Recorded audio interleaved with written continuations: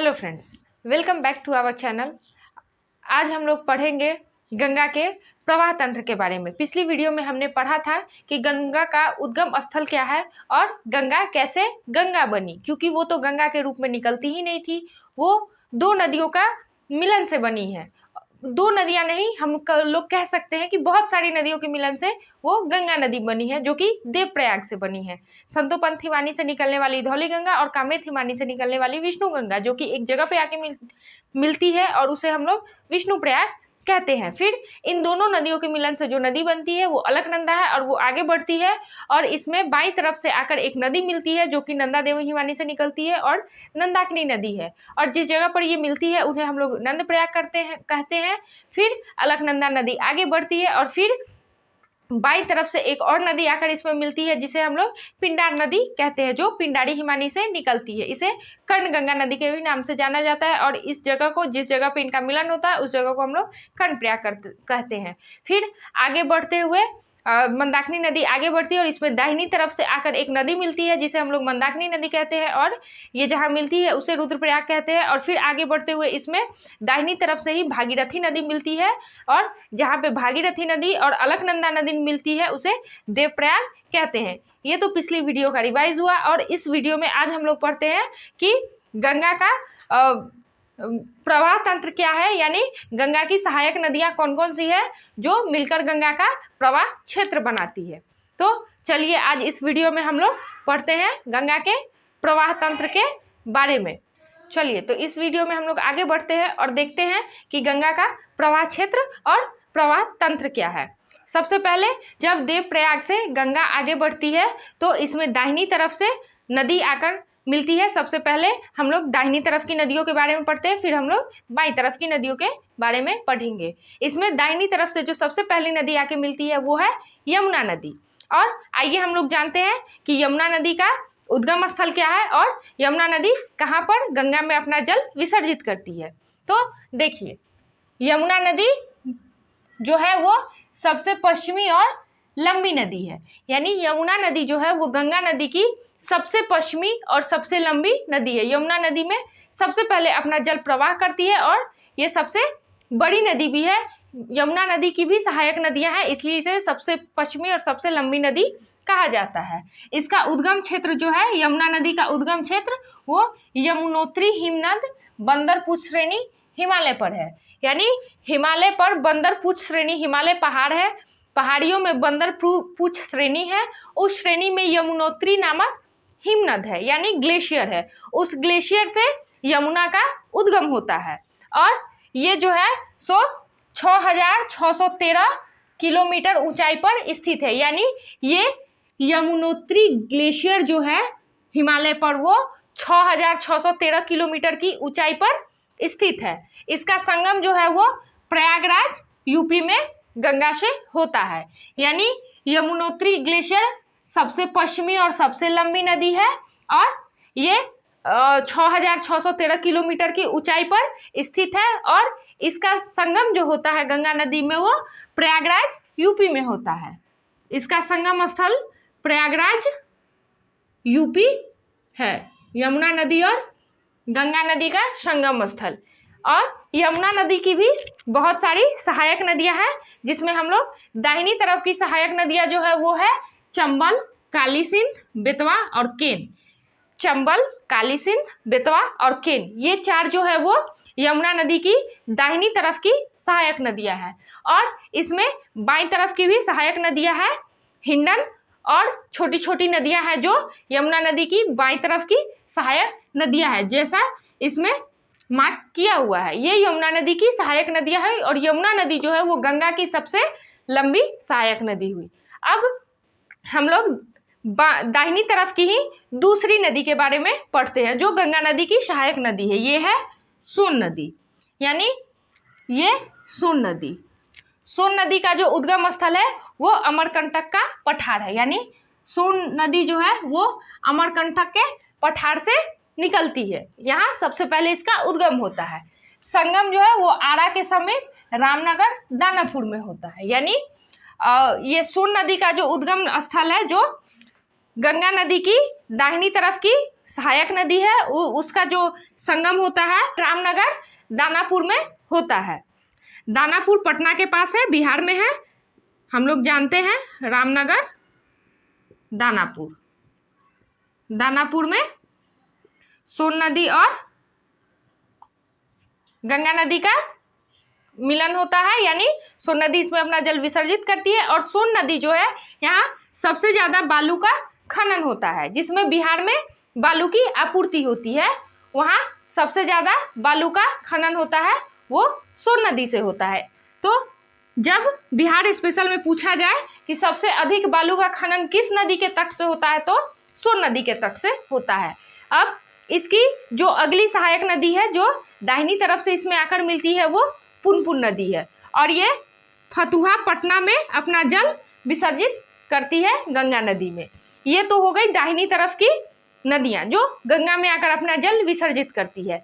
अब हम लोग बाईं तरफ की नदियों के बारे में पढ़ते हैं जो गंगा में अपना जल विसर्जित करती है। इसमें पहली है रामगंगा, यानी दाहिनी तरफ की नदियां हो गई यमुना, सोन और पुनपुन। और बाईं तरफ की नदियों में हम लोग अब पढ़ेंगे रामगंगा के बारे में, उसके आगे की और नदियों के बारे में। तो सबसे पहले हम लोग जानते हैं रामगंगा के बारे में। रामगंगा, रामगंगा का जो उद्गम स्थल है वो पौड़ी गढ़वाल की पहाड़ी दूध टोली श्रेणी से होती है। यानी रामगंगा जो है उसका उद्गम पौड़ी गढ़वाल की पहाड़ी दूध टोली श्रेणी से होती है, जो कि उत्तर प्रदेश के कन्नौज में जाकर अपना जल विसर्जित करती है गंगा नदी में। यानी रामगंगा जो है ये यूपी के कन्नौज में जाकर,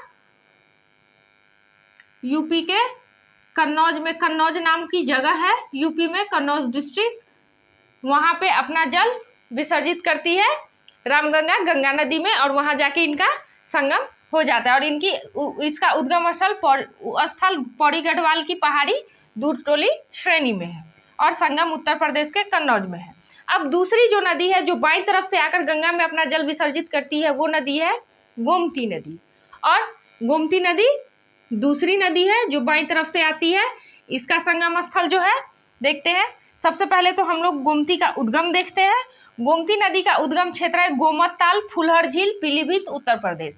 यानी उत्तर प्रदेश में फुलहर झील नामक जगह है जहाँ पे गोमतताल पहाड़ी है और वहां से इसका गोमती नदी का उद्गम होता है। यह एकमात्र ऐसी सहायक नदी है, एकमात्र सहायक नदी जिसका उद्गम मैदानी क्षेत्र में होता है।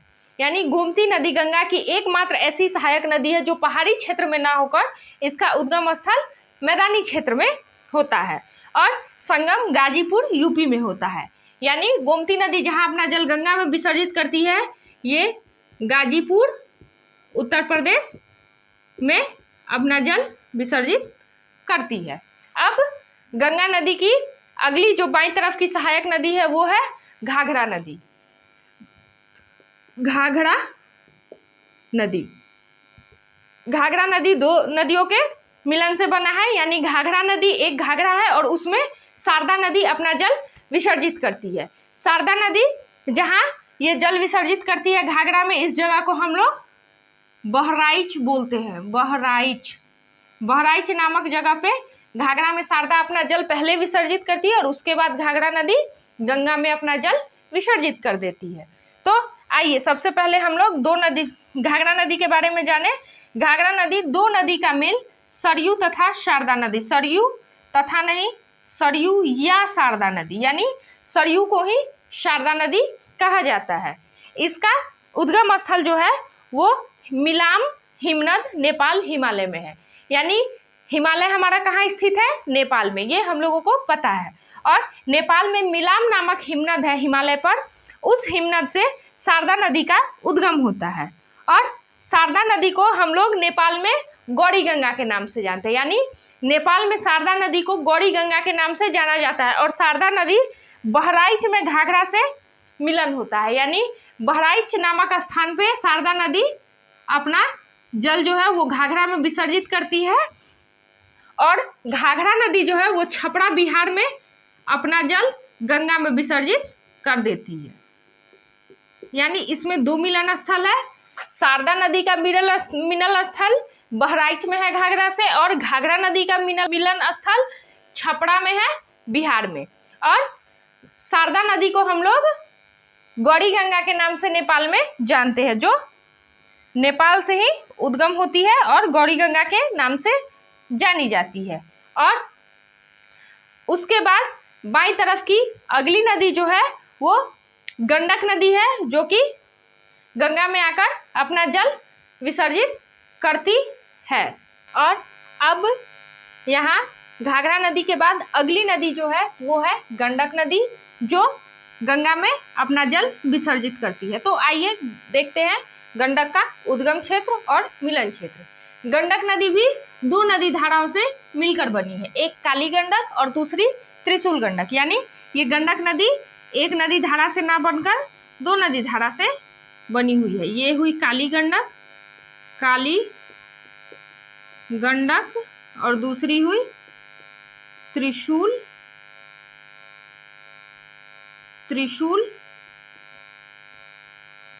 गंडक। देखिए दो नदी धाराओं से मिलकर बनी है, एक है काली गंडक और दूसरी है त्रिशूल गंडक। इनका उद्गम क्षेत्र क्रमशः धौलागिरी और माउंट एवरेस्ट है। यानी काली गंडक जो है वो धौलागिरी पर्वत से निकलती है और त्रिशूल गंडक जो है वो माउंट एवरेस्ट से निकलते हैं, यानी एवरेस्ट की ऊंची चोटियों से निकलती है।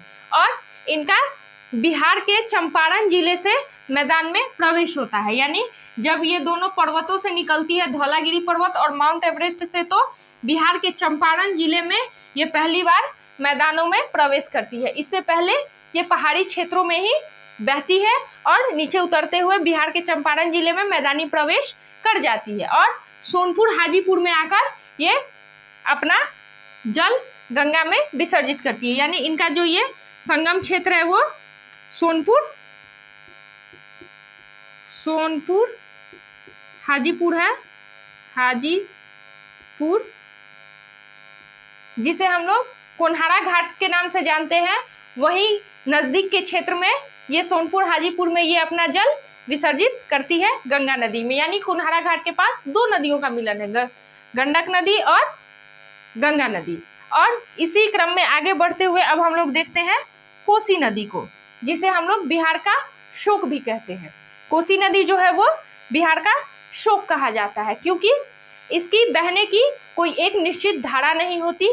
कोसी नदी जब पहाड़ियों से निकलती है तो ये अपने साथ बहुत सारे बालू के टुकड़े, पत्थर के टुकड़े और गाद जो अपने साथ बहा कर लाती है, वो एक जगह पर जमा हो जाती है और नदी की धाराएं बट जाती है, या फिर नदी की धारा अपने सीधे रास्ते पे नहीं चल पाती, जिसकी वजह से कोसी नदी अपना रास्ता बदल लेती है। और इसकी वजह से बिहार में हर साल बहुत ही भयंकर बाढ़ आता है और इसे बिहार के शोक के नाम से जाना जाता है। कोसी नदी को ही बिहार के शोक के नाम से जाना जाता है, क्योंकि इसके वजह से बिहार में हर साल भयंकर बाढ़ आती है और लाखों की क्षति होती है, जान और माल दोनों की। तो आइए देखते हैं कोसी नदी का उद्गम क्षेत्र क्या है। कोसी नदी जो है वो माउंट एवरेस्ट के उत्तर में गोसाई थान चोटी के समीप इसकी मुख्य धारा अरुण निकलती है। यानी कोसी नदी जो है वो एक नदी नहीं है, कई धाराओं का संगम है और इसलिए इसे सप्तकोसी भी कहा जाता है। यानी इसकी 7 धाराएं हैं, इसलिए इसे सप्तकोसी कहा जाता है। इन 7 धाराओं में जो इसकी प्रमुख धारा है उस धारा को अरुण धारा कहते हैं। और अरुण धारा का जो उद्गम स्थल है वो माउंट एवरेस्ट के उत्तर में, यानी एवरेस्ट पहाड़ी के उत्तर साइड में गोसाई थान चोटी है, गोसाई थान नामक चोटी है, उसके समीप से इसकी मुख्य धारा अरुण निकलती है और बाकी 6 धारा जैसे जैसे ये आगे बढ़ती है इसमें आकर मिल जाती है और यह सप्तकोसी के नाम से जानी जाती है। और इसका संगम जो है वो बिहार के भागलपुर में आकर होता है। यानी भागलपुर बिहार में इसका संगम गंगा में होता है। कोसी नदी भागलपुर में आकर अपना जल गंगा में विसर्जित कर देती है और उसके बाद गंगा आगे बढ़ते हुए वेस्ट बंगाल में, यानी पश्चिम बंगाल में प्रवेश करती है, जहां उसमें महानंदा आकर मिलती है। यानी पश्चिम बंगाल में प्रवेश करने के बाद गंगा में महानंदा नदी अपना जल विसर्जित करती है और उसके बाद पश्चिम बंगाल में ही एक बैराक बनाया गया है, जिसे हम लोग फरक्का बैराक कहते हैं। हम लोग फरक्का बैराक पश्चिम बंगाल में है, पश्चिम बंगाल में है। ये मुख्यतः गंगा की धाराओं को दो भागों में बांटने के लिए बनाया गया है। फरक्का बैराग से गंगा की धाराएं मुख्यतः दो भागों में बट जाती है। एक भाग जो पश्चिम बंगाल से होते हुए बंगाल की खाड़ी में अपना जल विसर्जित करती है, और दूसरा भाग जो कि बांग्लादेश की ओर मुड़ जाती है और बांग्लादेश से होते हुए बंगाल की खाड़ी में अपना जल विसर्जित करती है। वो दो धाराएं फरक्का बैराज के पास बाद गंगा नदी का दोनों धाराओं का नाम बदल जाता है, और जो धारा पश्चिम बंगाल से होते हुए जाती है बंगाल की खाड़ी में उस धारा को हुगली नदी के नाम से जानते हैं, और जो धारा बांग्लादेश होते हुए जाती है बंगाल की खाड़ी में उस धारा को पद्मा नदी के नाम से जानते हैं। यानी फरक्का बैराज के बाद से फिर गंगा नदी का नाम बदल जाता है, और हुगली नदी जो कि पश्चिम बंगाल से होते हुए जाती है और पद्मा नदी जो कि बांग्लादेश में गंगा को कहते हैं उस नाम से जानी जाती है। उद्गम तो इसके साथ हमने जाना कि गंगा दो नदियों के मिलन से गंगा का नाम गंगा पड़ा, और फिर फरक्का बैराज से गंगा दो अलग नदियों में बट जाती है और बीच के क्षेत्रों में गंगा के नाम से प्रवाहित होती है। तो फ्रेंड्स, आज के वीडियो में बस इतना ही। अब इसके आगे की सीरीज में हम देखेंगे अन्य हिमालयी नदी यानी ब्रह्मपुत्रा नदी के तंत्र में। तब तक के लिए हमारे साथ बने रहिए। धन्यवाद।